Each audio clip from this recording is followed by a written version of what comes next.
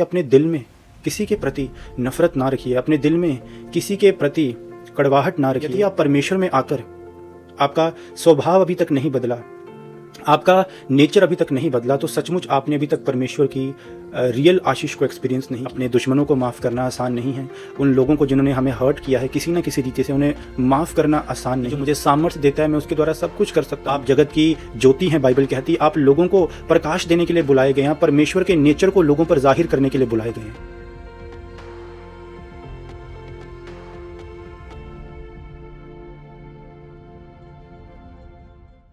आप सभी को जय मसीह की। मैं आपका स्वागत करता हूं परमेश्वर की हजूरी में, और मैं विश्वास करता हूं कि आप सभी आशीषित हैं और आप परमेश्वर में बढ़ रहे हैं। खुदावंद के अनुग्रह से आप परमेश्वर के वचनों की गहराइयों में, उसके स्वभाव में बढ़ते जा रहे हैं। आमीन। एक वचन को आज मैं आपके साथ शेयर करना चाहता हूं, और मैं विश्वास करता हूं कि इस वचन को सुनने के द्वारा परमेश्वर का आत्मा, होली स्पिरिट आपको छुएगा, ताकि आप मसीह में एक बेहतर व्यक्ति बन सकें, आप एक प्रभावशाली क्रिश्चियन बन सकें। क्योंकि मसीह में सबसे बड़ी आशीष और बरकत आपके लिए ये है कि आपका जो स्वभाव है, आपका जो नेचर है, वो प्रतिदिन प्रभु यीशु मसीह जैसा होता जाए। मेरे भाइयों, मेरी बहनों, हम ऐसे समाज में रहते हैं जहाँ हमें रोज़ तरह तरह के लोग मिलते हैं। कुछ लोग उनमें से ऐसे होते हैं जो हमारे साथ अच्छा बर्ताव करते हैं, जो हमारे साथ भलाई का व्यवहार करते हैं, और कुछ लोग उनमें से ऐसे होते हैं जो हमें हर्ट कर जाते हैं, या उनकी कोई बात हमें बुरी लग जाती है, और जो उनके प्रति हमारा रवैया है वो प्रतिदिन बदलता जाता है, और वो दुख और वो तकलीफ़ जो वो हमें देते हैं, वो हमें पता भी नहीं लगता कि कब वो नफ़रत में, और नफ़रत से वो एक दुश्मनी में बदल जाती है। और लोगों को माफ़ ना करना, लोगों के प्रति गलत इच्छा रखना, ये एक बड़ी रुकावट है एक मसीह व्यक्ति के स्वभाव में उन्नति की।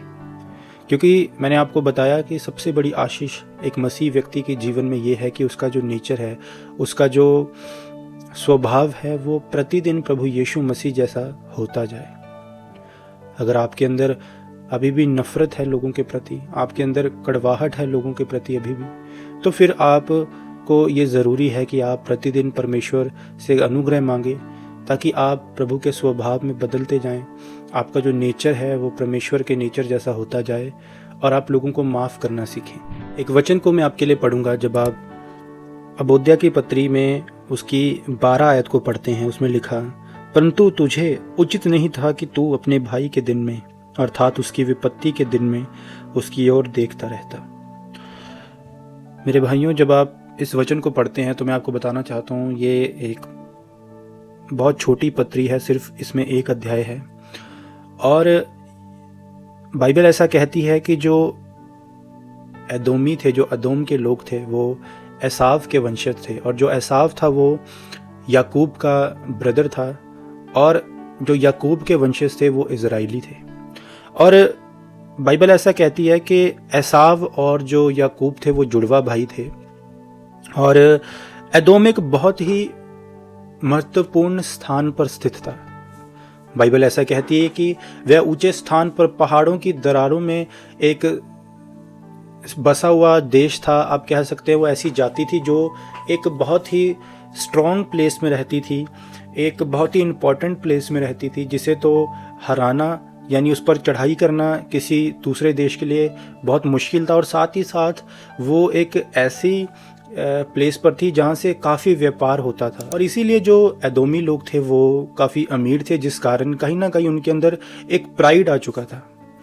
और बाइबल कहती कि जब इजराइलियों पर बेबीलोनियों ने हमला किया, उन पर चढ़ाई की, तो बजाय इसके कि जो एदोमी लोग थे वो इजराइलियों की मदद करते, उन्होंने उल्टा बेबीलोनियों की मदद की कि वो इजराइलियों पर चढ़ाई कर कर उन्हें मारे और उनके देश को लूट ले। और बाइबल ऐसा भी बताती है कि एदोमी लोगों ने भी इजराइलियों को लूटा, जिस कारण परमेश्वर ने अपने दास अबोध्या को ये दर्शन दिया कि तू एदोमियों के पास जा और उन्हें बता कि उनके इस दुर्व्यवहार ने, जो उन्होंने इजराइलियों के साथ किया, उनके स्वभाव ने, उनके इस घमंड ने परमेश्वर को बहुत ही क्रोध दिलाया है। और जैसा बर्ताव उन्होंने इज़राइलियों के साथ किया, परमेश्वर ने कहा वैसा ही बर्ताव अब उनके साथ किया जाएगा। और जिस तरह इज़राइलियों पर विपत्ति आई और एदोमी लोग खुश हुए, परमेश्वर कहता अब उससे भी बड़ी विपत्ति एदोमियों पर आएगी। और जो कुछ इज़राइलियों ने सहा अब उन्हें भी सहना पड़ेगा, उन्हें भी उस चीज़ को फेस करना पड़ेगा। मेरे भाइयों मेरी बहनों, आज हमें भी एदोमियों की गलती से ये सीखना चाहिए कि जब वो व्यक्ति जिनसे हमारी नहीं बनी या जिन्होंने हमारे साथ बुरा व्यवहार किया, हमें हर्ट किया, जब यदि उन पर कोई मुसीबत आती है या उनके साथ कुछ बुरा होता है, तो हमें उनकी उस कंडीशन पर हंसना नहीं चाहिए, हमें उनका मजाक नहीं उड़ाना चाहिए या हमें मन ही मन खुश नहीं होना चाहिए, बल्कि हमें अपने आप को हम्बल करना है। और यदि हो सके तो आपको उनकी मदद भी करनी है, ताकि परमेश्वर ये चीज़ को देखे और परमेश्वर आपको ऊंचा करे। मैं आपको ये नहीं कह रहा कि आप अपने दुश्मनों से या वो लोग जो आपको हर्ट कर चुके हैं, जो आपको किसी न किसी तरह से नुकसान पहुंचा चुके हैं, आप उनके साथ संगति करो। बल्कि एक व्यक्ति ने कहा कि हम अपने जो पड़ोसी हैं, अपने नेबर हैं, हम उन्हें चूज़ नहीं कर सकते, पर हम अपने फ्रेंड्स को चूज़ कर सकते हैं।